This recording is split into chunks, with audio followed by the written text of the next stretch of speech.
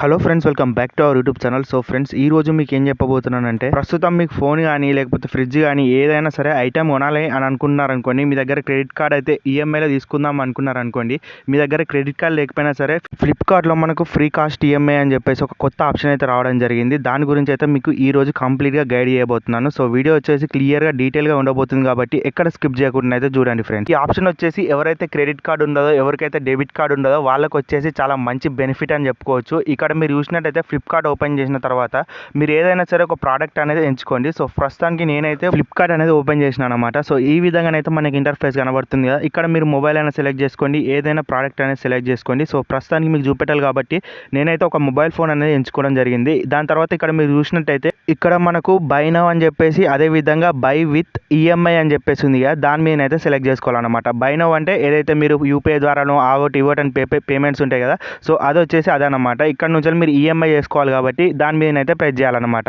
By with EMI అని press చేసిన తర్వాత ఈ విధంగా చిన్న పాపప్ అయితే రావడం జరుగుతుంది. ఇక్కడ లాస్ట్ లో మీరు చూసుకున్నట్టయితే స్కిప్ అని ఉంది కదా, దాన్ని అయితే ప్రెస్ చేయండి ఫ్రెండ్స్. సో మీరు కావాలనుకుంటే ఇవి కూడా ఇంక్లూడ్ చేయవచ్చు. సో ప్రస్తుతానికి మనకు డైరెక్ట్ వెళ్ళిపోదాం కాబట్టి దాన్ని అయితే స్కిప్ ప్రెస్ చేసిన తర్వాత ఇక్కడ మీరు చూసినట్టయితే మన ఫోన్ ఈఎంఐ ఇంటర్ఫేస్ కి అయితే తీసుకెళ్తుంది అనమాట. ఇక్కడ మీరు చూసినట్టయితే కంటిన్యూ విత్ ఈఎంఐ అని చెప్పేసి మనకు ఎల్లో కలర్ బ్యాక్గ్రౌండ్ లో కనబడుతుంది కదా, దాన్ని అయితే ప్రెస్ చేసుకోవాలి. ఇక్కడ లాస్ట్ కార్నర్ ఉంది కదా. సో ఈ విధంగానైతే మనకు లోడింగ్ తీసుకుంటుంది అనమాట. సో ఈఎంఐ ఆప్షన్స్ ఏవైతే ఉంటాయో అవైతే షో కావడం జరుగుతుంది.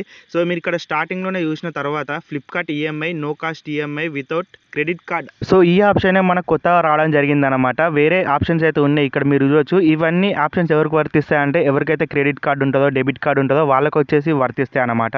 సో మన సొంతలో కొత్తలోకి ఏం ఉపయోగపడుతుంది అంటే ఇక్కడ ఫ్లిప్కార్ట్ ఈఎంఐ అని చెప్పేసి స్టార్టింగ్ లోనే ఉంది కదా, ఇది వచ్చేసి ఈజీగానైతే ఉపయోగపడుతుంది అనమాట వితౌట్ క్రెడిట్ కార్డ్ అనేది. సో ఇక్కడ మీరు చూసినట్టయితే బ్లూ కలర్ లో చెక్ ఎలిజిబిలిటీ అని చెప్పేసి ఉంది కదా, దాన్ని అయితే ప్రెస్ చేసుకోండి. దాన్ని ప్రెస్ చేసినాక ఫ్రెండ్స్ ఈ విధంగా లోడింగ్ అయితే తీసుకుంటారు అనమాట. కొద్దిగా ప్రాసెసింగ్ అయితే జరుగుతుంది. సో విత్ ఇన్ సెకండ్స్లో మనకి ఇక్కడ చూడొచ్చు ఏదైతే ఈఎంఐ ఆఫర్స్ ఇస్తుందో ఆ కంపెనీకి సంబంధించిన డీటెయిల్స్, అదే విధంగా మనకు మాక్సిమం లిమిట్ ఎంత వచ్చిందో ఇక్కడ చూపెడుతుంది అనమాట. అదే విధంగా మాక్సిమం టెన్యూర్ అని చెప్పేసి ఇక్కడ చూపెడుతుంది. అదే విధంగా ఇంట్రెస్ట్ కూడా చూపెడుతుంది అనమాట. ఇక్కడ 15,000 మనకు లిమిట్ అయితే వచ్చింది అనమాట. సో అదే విధంగా 12 months దాకా మనకు గడువు అనేది వచ్చిందనమాట. సో ఈ విధంగా చూసుకున్నట్టయితే మీరు దీనికి ఎలిజిబుల్ అయితే ఉండడం జరిగిందనమాట. మీకు కనుక ఈ విధంగా వచ్చినట్టయితే కంపల్సరీగా మీరు కూడా ఈ లిమిట్లోనైతే ఏదైనా పర్చేజ్ అనేది చేయొచ్చు ఫ్రీగా. సో అక్కడ ఉన్న ప్రొసీడ్ మీద ప్రెస్ చేస్తే ఈ విధంగా కన్ఫర్మ్ యువర్ సెలెక్షన్ అని చెప్పేసి పడుతుంది. సో కంటిన్యూ అని కొట్టిన తర్వాత ఈ విధంగా కొద్దిగా ప్రాసెస్ అనేది తీసుకుంటుంది. సో ఇప్పటి నుంచి మీ క్యాలిక్యులేషన్స్ ఏవైతే ఉంటాయో 6 months లేకపోతే 12 months లేకపోతే 9 months అని చెప్పేసి ఈ విధంగానైతే మనకు షో కావడం జరుగుతుంది. అదే విధంగా కంగ్రాచులేషన్స్ యువర్ లోన్ అప్రూవ్డ్ అని చెప్పేసి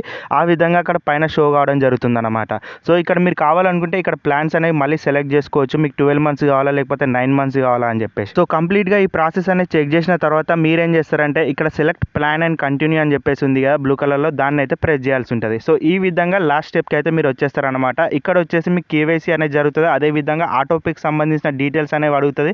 సో అదే విధంగా రివ్యూ అనేది చేస్తూ ఉంటుంది అనమాట. కంపెనీ ఏదైతే లెండర్షిప్ ఉంటుందో అది, దాని తర్వాత ఆర్డర్ కన్ఫర్మేషన్ అయితే అయిపోతుంది అనమాట. ఆటోమేటిక్గా మీరు ఇవన్నీ ఇచ్చేసిన తర్వాత ఆటోమేటిక్గా మన ఆర్డర్ అయితే కన్ఫర్మేషన్ అయితే అయిపోతుంది. మీరు వచ్చేసి డెలివరీకి అయితే రెడీ ఉండొచ్చు అనమాట. సో ఈ విధంగానైతే మీరు ఫ్లిప్కార్ట్లో వితౌట్ సింగిల్ రూపీ ఏదైనా ఆర్డర్ చేసుకోవచ్చు మీ లిమిట్ ప్రకారంగా.